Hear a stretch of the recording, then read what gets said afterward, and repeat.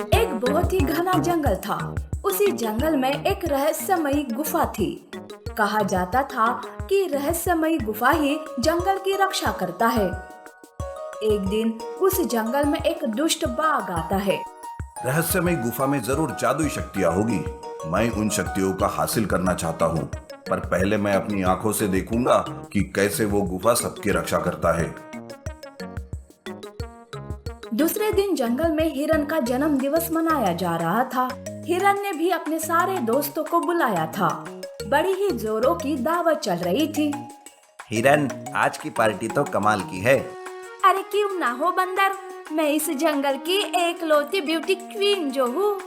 सारे मस्त हंसी मजाक कर रहे थे कि तभी वहाँ बाघ आया और उसने सबको डराना शुरू कर दिया। मेरी पार्टी तो अब शुरू होगी। देखो अब मैं क्या करता हूँ। बाघ बंदर पर हमला करता है और उसे खा जाता है, जिसे देखकर बाकी जानवर डरने लगे। उस वक्त बाघ ने जंगल में तांडव मचा दिया। बाघ तांडव करके वहां से चला जाता है। जानवर तो मदद के लिए प्रार्थना करने लगे। हे भगवान, ये सब क्या मेरे ही जन्मदिन पर होना था? दुष्ट बाघ ने सब खराब कर दिया। अब इससे हम कैसे बचेंगे? मुझे तो बंदर के लिए बहुत बुरा लग रहा है। हम सब कितने खुश थे, पर उस बाघ ने खुशी पर पानी फेर दिया। अरे पर अब उस बाघ से कैसे बचेंगे? वो कल फिर से आ सकता है। तभी वहाँ एक बुजुर्ग कछुआ आता है और कहता है, घबराओ मत, जो हुआ वो कल नहीं होगा। इस दुष्ट बाघ से हमें सुनहरा शेर बचा सकता है। कल हम सारे उससे मिलने जाएंगे। वो सारे गुफा के पास पहुँचे तो देखा कि गुफा का दरवाजा बंद था। कछुआ एक मंत्र पढ़ता है और गुफा का दरवाजा खुल जाता है। उस गुफा से एक सुनहरी रोशनी निकलती है और उसमें से सुनहरा शेर सामने आता है। सुनहरे शेर को देखकर सारे हैरान हो जाते हैं। तब कछुआ कहता है, हे सुनहरे शेर, हम यहाँ आपसे मदद की गुहार लगाने आए हैं। एक दुष्ट बाघ जानवरों को सता रहा है। उस बाघ से जानवरों को बचाइए। मैं हमेशा इस जंगल की रक्षा करते आ रहा हूँ और इस बार भी करूँगा। उस दुश्मन बाघ को मैं अच्छा सबक सिखाऊंगा। तभी वहाँ दुष्ट बाघ भी आ जाता है। रहस्यमय गुफा का दरवाजा खुला देखकर उसे खुशी हुई। वो गरजते हुए गर्जना करने लगा। मैं तो इसी दरवाजे को खोलना चाहता था, पर मंत्रों की वजह से दरवाजा खोलना मुश्किल था। इसलिए मैंने जानवरों को सताया ताकि वो यहाँ तक आए। मेरा आधा काम तो इस कछुए ने कर दिया। बाघ गुफा के अंदर जाने की कोशिश करता है। तब सुनहरा शेर उसका रास्ता रोकता है। नहीं बाघ, तू गुफा के अंदर नहीं जा सकता। तुझे पहले जानवरों को सताने का हिसाब देना होगा। तब बाघ जोर जोर से हंसने लगता है और कहता है, तुझे क्या लगा कि मैं मामूली बाघ हूँ? मैं ऐसे नहीं डरूंगा। मेरे पास भी काली शक्तियाँ है। देख अभी मेरे शक्तियों का कमाल। उनकी भयानक लड़ाई शुरू हो जाती है। सुनहरे शेर की शक्ति के सामने बाघ ज्यादा देर टिक नहीं पाया। शेर ने बाघ को जान से मारकर जानवरों की समस्या का समाधान किया। नीति: बुरी शक्तियाँ कितनी भी ताकतवर हो, पर अच्छी और सच्चाई के सामने हार मान जाती है। रंगीन शेर और जंगल का राजा शेर। एक बार की बात है, जंगल का राजा एक सफेद शेर था। उस जंगल के सारे जानवर शेर की बहुत इज्जत करते थे। उसी जंगल में वीरू नाम का एक और शेर था, जो बड़ा ही डरपोक था। वीरू दिखने में तो शेर लगता था, पर हरकतें चूहे जैसी थी। कोई भी जानवर उसे देखकर डरता नहीं था। एक दिन वीरू जंगल में घूम रहा था कि रास्ते में बाघ और लोमड़ी की नजर वीरू पर पड़ती है।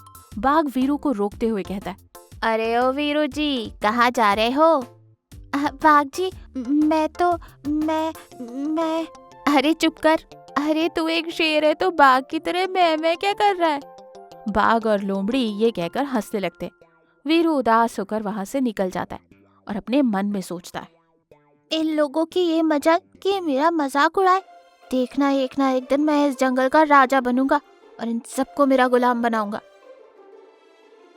ये सोचते हुए वो अपनी ही धुन में जा रहा था कि रास्ते में कुछ लकड़बग्घों की नजर वीरू पर पड़ती है। अरे वो देखो, शेर अकेला आ रहा है, चलो चलकर उसका शिकार करते। और ऐसा कहकर सारे लकड़बग्घे वीरू की तरफ बढ़ते। लकड़बग्घों को अपनी ओर आता देख वीरू डर जाता है। अरे मुझे छोड़ दो और कोई दूसरा शिकार ढूंढ लो। आई अम्मा, मैंने तो सुबह से कुछ खाया भी नहीं, बहुत भूख लग रही है, भाग भी नहीं पा रहा हूँ, कम वक्त तो मुझे छोड़ दो। और वहां से भागने लगता है। लकड़बग्घे वीरू के पीछे पड़ जाते। वीरू भागते भागते हड़बड़ाहट में एक गड्ढे में गिर जाता है। लकड़बग्घे वीरू को ना पाकर वहां से चले जाते। वो जैसे तैसे गड्ढे से बाहर आता है। वहीं दूसरी ओर जिस गड्ढे में वीरू गिरा था, उस गड्ढे में रंगीन पानी था, जिसकी वजह से वीरू एक रंगीन शेर में बदल जाता है। पर इस बात का पता वीरू को भी नहीं था। अरे बाप रे, जान बची तो लाखों पाए। आज तो मेरी किस्मत ही अच्छी थी जो बच गया, नहीं तो इन लकड़बग्घों का भोजन बन जाता। ये सोचते हुए वो आगे बढ़ रहा था कि रास्ते में एक हिरन उसके सामने आती और वो वीरू को देखकर डर के मारे चिल्लाते हुए भागने लगती। अरे भागो भागो, जंगल में नया शेर आया है। वीरू को कुछ समझ नहीं आ रहा था कि हिरन क्या कह रही है। वो आगे बढ़ता है। ये देख वीरू मन ही मन खुश हो रहा था और आगे बढ़ता जा रहा था।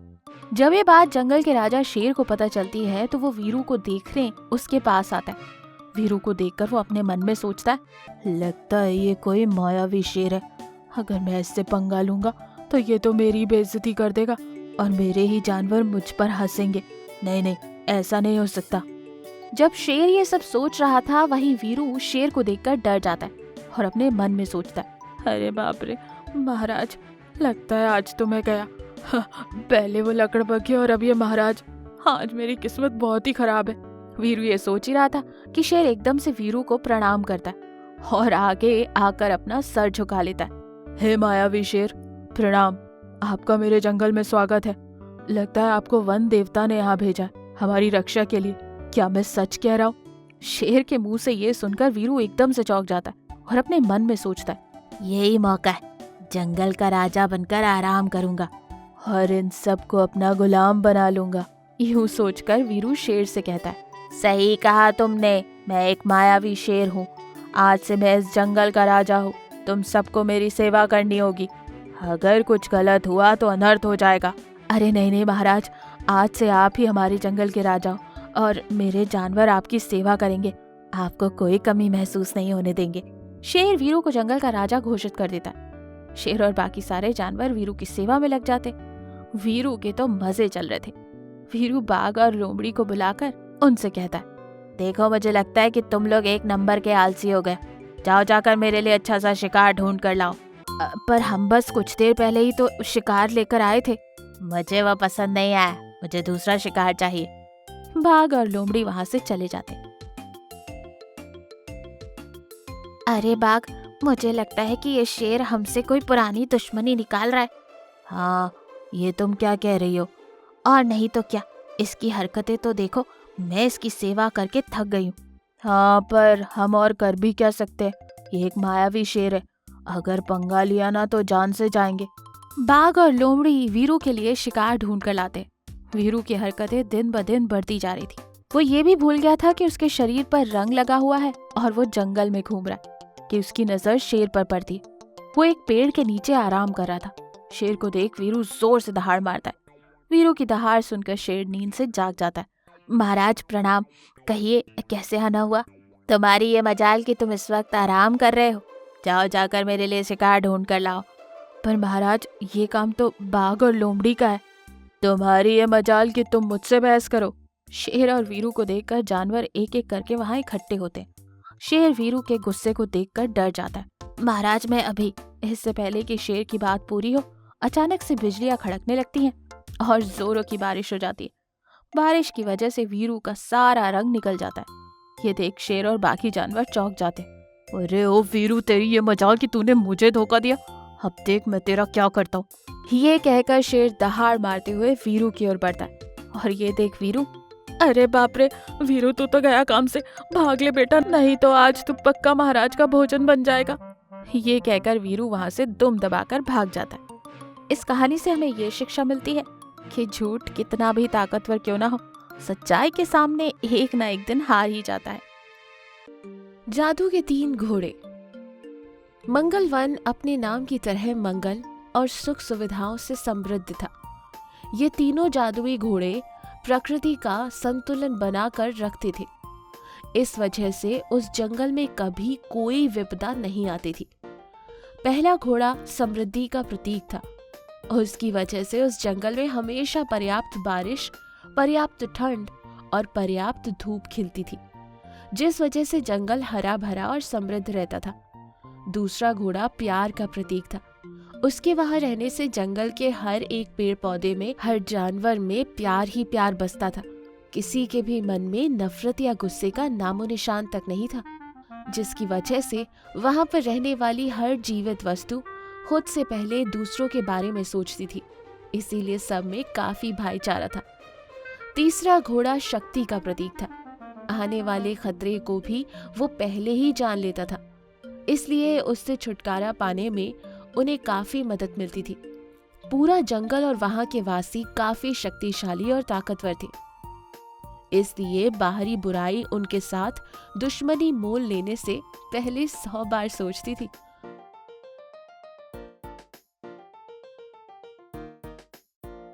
पहला घोड़ा। क्या हुआ भाई? कई दिनों से देख रहा हूँ तुम थोड़े चिंतित नजर आ रहे हो। कहीं हमारे जंगल पर कोई मुसीबत तो नहीं आने वाली? कोई भी मुसीबत आ जाए, हम तीनों के रहते जंगल का कोई बाल भी बांका नहीं कर सकता। हद से ज्यादा आत्मविश्वास हमेशा घातक होता है भाई। कभी कभी मुसीबत इतनी बड़ी होती है कि हम उससे बाहर तो निकल आते हैं, लेकिन वो जाते जाते हमारा काफी नुकसान कर जाती है। ओह, तो सच में कोई मुसीबत आने वाली है? क्या बात है, हमें भी बताओ, हम तीनों मिलकर उसका हल ढूंढ लेंगे। तीसरा घोड़ा बाकी दोनों को बताता है कि इस बार ना कोई इंसान ना बुरे जानवर मुसीबत बनकर इस जंगल पर आने वाले हैं, बल्कि इस बार उनका सामना कुछ ताकतवर बुरी शक्तियों से होने वाला है, जो इन तीनों घोड़ों की जादुई शक्तियां छीनने जंगल पर आक्रमण करने वाले हैं। ये सुनकर तीनों घोड़े चिंतित हो जाते हैं और अपनी जादुई शक्तियां किसी बुरे हाथों में ना पड़े इसके बारे में सोचने लगते हैं। ये तो सच में चिंता का विषय है। अब हम उस बुराई का सामना कैसे करें? हमारे पास एक ही रास्ता है। वक्त आने पर हमें तीनों की शक्तियों को मिलाना पड़ेगा। बस उसी जरिए हम बड़े से बड़ी ताकत को हरा सकते हैं। कुछ दिन बड़े आराम से बीते। सब लोग पूरी तरह से सतर्क थे, पर अचानक एक दिन तीसरा घोड़ा बहुत ज्यादा परेशान हो उठा।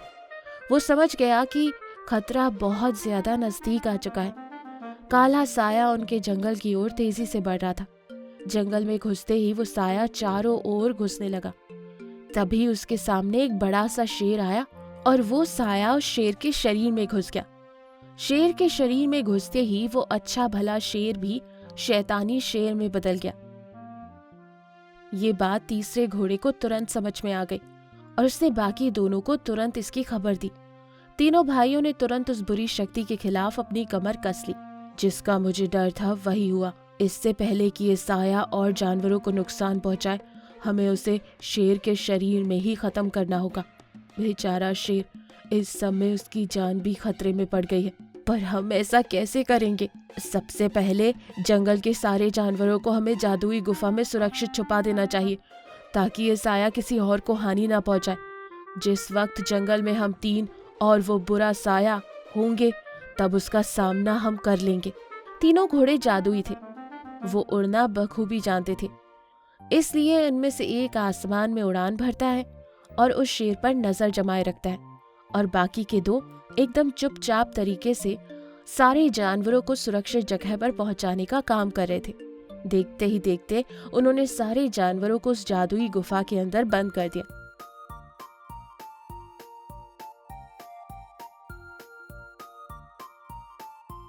और आखिरकार उस काले साये का सामना करने शेर के पास पहुंच गए। आखिरकार तुम तीनों मेरे सामने आ ही गए। शेर के शरीर को छोड़ दो, उसकी तुमसे कोई दुश्मनी नहीं। तो तुम ही बताओ कि किस जानवर के शरीर पे कब्जा करूं। तुम हमारे जंगल में किसी भी जानवर का कुछ नहीं बिगाड़ सकते। सारे जानवर तुम्हारी पहुंच से बाहर सुरक्षित हैं। उन कमजोर जानवरों से मुझे कोई लेना देना भी नहीं। मेरे शिकार तो तुम तीनों हो। मुझे तुम तीनों की जादुई शक्ति चाहिए। कोशिश करके देख लो, तीनों ने एक एक करके अपनी जादुई शक्ति से उस शेर पर हमला कर दिया, पर वो काला साया सच में काफी ताकतवर था, जो बड़ी आसानी से उन तीनों का वार खाली कर रहा था। तीनों पूरी तरह से थक चुके थे, पर हार नहीं मानने वाले थे।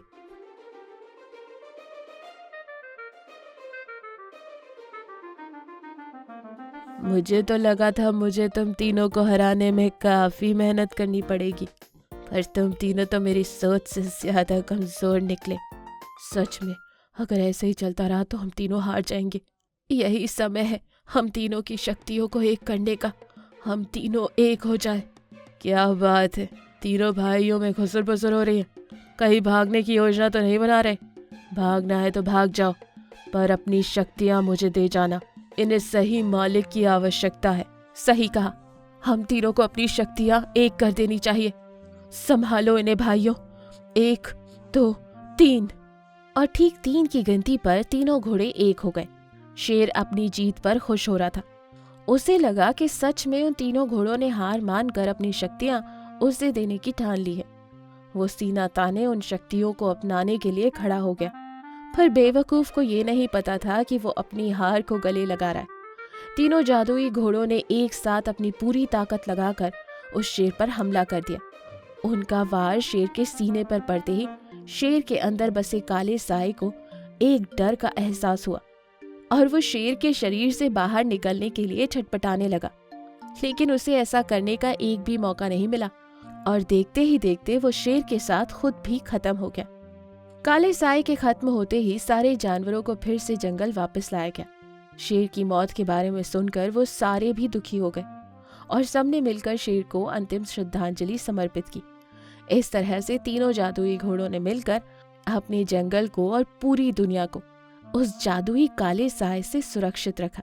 इस कहानी से हमें ये सीख मिलती है कि जब एक से काम ना बने तब एकता से काम लेना ही अक्लमंदी की बात होती है। ये कहानी आपको अच्छी लगी तो लाइक और शेयर जरूर करें और कमेंट करके हमें जरूर बताएं। और हाँ, हमारे चैनल को सब्सक्राइब करना मत भूलिएगा। गर्भवती रंगीन बाघिन, विशाल शेर, दुष्ट सांप, 2 भाई जानवर बचाओ। गर्मियों का मौसम था। ऐसे में एक दिन हिरन और लोमड़ी पानी की तलाश में जा रहे थे। अरे बाप रे, शुरू में ही गर्मियों का ये हाल है तो पता नहीं आगे क्या होगा। हाँ, सही कहा तुमने। आजकल तो गर्मी की वजह से बाहर निकलना भी मुश्किल हो गया है। यूं वो बातें करते हुए जा रहे थे कि उन्हें एक तालाब नजर आता है। वो देखो तालाब, चलो शुक्र है पानी तो मिल गया। यूं वो तालाब के पास जाते हैं कि तालाब के पास एक गर्भवती रंगीन बाघिन बेहोश पड़ी नजर आती है। वो काफी घायल थी। अरे ये तो गर्भवती है, इससे क्या हुआ है? लगता है ये पास के जंगल से आई है। देखो, तुम जल्दी से जाकर महाराज को ये बात बताओ और मैं यहाँ इसका ख्याल रखती हूँ। और हाँ, आते वक्त उल्लू वैद को भी लेते आना। ये सुनकर हिरन भागते हुए जंगल के राजा सिम्बा के पास जाती है और सिम्बा को सारी बात बताती है। सिम्बा अपने भाई वीरू को लेकर तालाब के पास आता है। हिरन उल्लू वैद को लेकर आती है। उल्लू बाघिन को देखकर कहता है, इसकी हालत बहुत नाजुक है, इसे तुरंत इलाज की जरूरत है। ये सुनकर सिम्बा कहता है, वीरू, इसे हम अपनी गुफा के पास ले जाते हैं। जब तक ये ठीक नहीं हो जाती ये हमारी गुफा में ही रहेगी। ठीक है भाई, जैसा तुम कहो। यूं वो सब बाघिन का बहुत ख्याल रखने लगे। उल्लू वैद बाघिन का इलाज कर रहा था। 2 दिन बीत जाते हैं। बाघिन को होश आता है। वहीं दूसरी ओर जंगल में भागदौड़ मच जाती है। सारे जानवर अपनी अपनी जान बचाकर भाग रहे थे।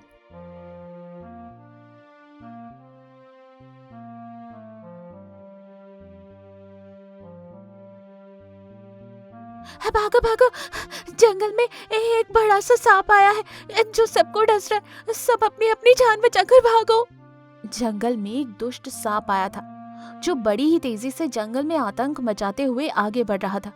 बेचारे जानवरों को भागने का भी मौका नहीं मिल रहा था। जब ये बात सिम्बा और वीरू को पता चलती है तो सिम्बा गुस्से से दहाड़ मारते हुए उस सांप का अंत करने जाता है, लेकिन बाघिन उसे रोक देती है और कहती है, महाराज, मैं जानती हूँ कि वो सांप मेरे लिए यहाँ आया है। उस दुष्ट सांप ने मेरे पूरे परिवार को मार डाला उसके पास कई सारी दुष्ट शक्तियां हैं। उसे मारना इतना आसान नहीं है। वो मुझे मारकर अपनी शक्तियां बढ़ाना चाहता है। मेरी वजह से आप लोग मुसीबत में पड़ गए। ये बात मुझे गवारा नहीं। मैं यहाँ से चली जाऊंगी। पर वो तुम्हें क्यों मारना चाहता है? मैं एक रंगीन बागिन हूँ और वो दुष्ट सांप मुझे मारकर अपनी शक्तियों को बढ़ाना चाहता है। अगर ऐसा हुआ तो अनर्थ हो जाएगा। देखो, तुम चिंता मत करो। उस दुष्ट सांप को मारने का कोई ना कोई तरीका जरूर होगा। तब तक वीरू, तुम बागिन को लेकर किसी सुरक्षित जगह पर चले जाओ। तुम इन दोनों पर नजर रखना। अगर कोई खतरा महसूस हो तो इन्हें आगाह करना। जो हुक्म महाराज। यूं वीरू बागिन को लेकर वहां से निकल जाता है। वो काफी दूर चले गए थे, लेकिन तभी रास को सांप नजर आता है जो बागिन और वीरू की ओर ही आ रहा था। वीरू, वो सांप तुम लोगों की ओर ही आ रहा है। जल्दी से अपना रास्ता बदल लो। बागिन, मैं उस सांप को रोकता हूँ। तुम जल्दी से यहाँ से निकलो। पर वीरू, परवर कुछ नहीं, तुम जल्दी जाओ यहाँ से, निकलो। वीरू की बात सुनकर बागिन वहां से अपना रास्ता बदल देती है और इधर सांप वीरू को देख लेता है और उसे रोकते हुए कहता है, अरे ओ शेर, बता कि रंगीन बागिन कहाँ है, नहीं तो तू भी बाकी जानवरों की तरह अपनी जान गंवा बैठेगा। ये सुनकर वीरू को बहुत गुस्सा आता है। वह जोर से दहाड़ मारते हुए कहता है, अरे ओ कायर, गर्भवती पर क्या अपनी ताकत का प्रदर्शन कर रहा है? अगर हिम्मत है तो मुझसे लड़कर बता। ये सुनकर सांप जोर जोर से हंसता है और अपनी शैतानी शक्तियों से वीरू पर हमला करके उसे गुलाम बना लेता है। महाराज, कहिए क्या हुक्म है मेरे लिए? जाओ, जाकर ढूंढो कि वो बागिन कहाँ है और उसे मेरे पास ले आओ। जो हुक्म मेरे आका। ये सब वहीं दूर पर झाड़ियों में छुपी बागिन देख लेती है और फूट फूट कर रोने लगती है। वीरू की ये हालत मेरी वजह से हुई। अब मैं क्या करूं? देखो बागिन, अभी यहाँ रहना खतरे से खाली नहीं है। हमें जल्द से जल्द यहाँ से निकलना होगा। आज तुम मेरी चिंता छोड़ो और जल्दी जाकर सिम्बा को ये बात बता दो। मैं अपना ख्याल रखूंगी। अब तुम जाओ, जाओ यहाँ से। बाज सिम्बा के पास जा ही रहा था कि रास्ते में सिम्बा उसे नजर आता है। बाज सिम्बा को सारी बात बताता है। इधर बागिन एक प्यारे से बच्चे को जन्म देती है। वीरू की नजर बागिन पर पड़ती है।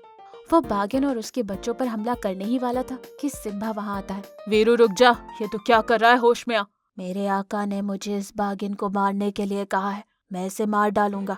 ये कहकर वीरू बागिन की ओर बढ़ता है, लेकिन सिम्बा वीरू को रोकने की बहुत कोशिश करता है, पर वीरू की ताकत के सामने वो कमजोर पड़ जाता है। इसी दौरान वहाँ सांप आता है। वो बागिन को देखकर खुश हो जाता है। इधर सिम्बा भी काफी घायल हो चुका था। वो भी कुछ नहीं कर पा रहा था।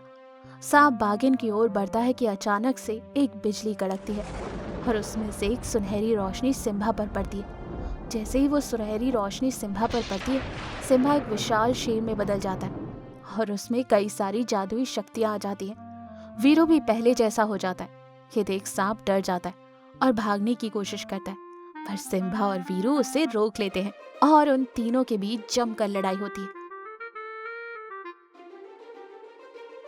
सांप सिम्बा की शक्तियों के सामने रुक नहीं पाता और मर जाता है। जैसे ही सांप मरता है, सिम्बा फिर से अपने रूप में आ जाता है। इस कहानी से हमें ये सीख मिलती है कि जो दूसरों की मदद करते हैं, उनकी मदद खुद भगवान करते हैं।